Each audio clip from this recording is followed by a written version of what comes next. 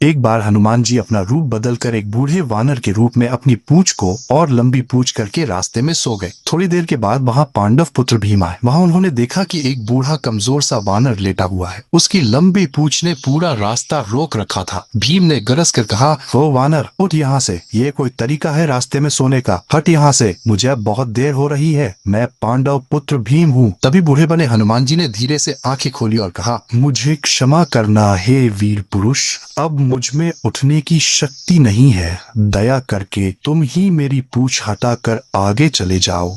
यह सुनकर भीम ने कहा, मैं तो आसानी से पहाड़ तक उठा सकता हूँ, तो फिर तुम्हारी ये पूंछ क्या चीज है? इस पूंछ को हटाने में मुझे क्षण भी नहीं लगेगा। और तभी भीम ने एक हाथ से पूंछ को पकड़ी, लेकिन हिली तक नहीं। फिर अपने दोनों हाथों से पूरी ताकत लगा दी, फिर भी पूंछ हिली तक नहीं। फिर शरीर का पूरा बल लगा दिया, लेकिन पूंछ टस से मस नहीं हुई। उनका चेहरा पसीने से भीग गया और भीम का घमंड पल भर में चूर चूर हो गया। अब भीम समझ गए कि ये कोई साधारण वानर नहीं। वे हाथ जोड़कर बोले, है महाबलशाली, मुझे क्षमा करे। आप कौन हैं? कृपया करके अपना असली रूप दिखाओ। तब हनुमान जी मुस्कुराए और अपने विशाल असली रूप में प्रकट हुए। उन्होंने कहा, मैं तुम्हारा बड़ा भाई हनुमान हूँ, मुझे पहचाना नहीं? हम दोनों ही पवन देव के पुत्र हैं। ये सुनते ही भीम भाव विभोर हो गए और हनुमान जी के चरणों में गिर पड़े। हनुमान जी ने भीम को गले लगाया और समझाया कि अपनी शक्ति और बल का उपयोग केवल धर्म के लिए करो, अहंकार के लिए नहीं। तभी वहाँ हनुमान जी ने गदा दी और कहा, जब भी तुम युद्ध में थक जाओ तब ये गदा का प्रयोग करना। भीम जब वापस लौटे तो द्रौपदी के साथ युधिष्ठिर को भी ये संवाद सुनाया। सभी ने मिलकर हनुमान जी की जय जयकार की। हनुमान जी को अपने दिल से मानने वाले भक्त कमेंट में जय बजरंगबली अवश्य लिखे।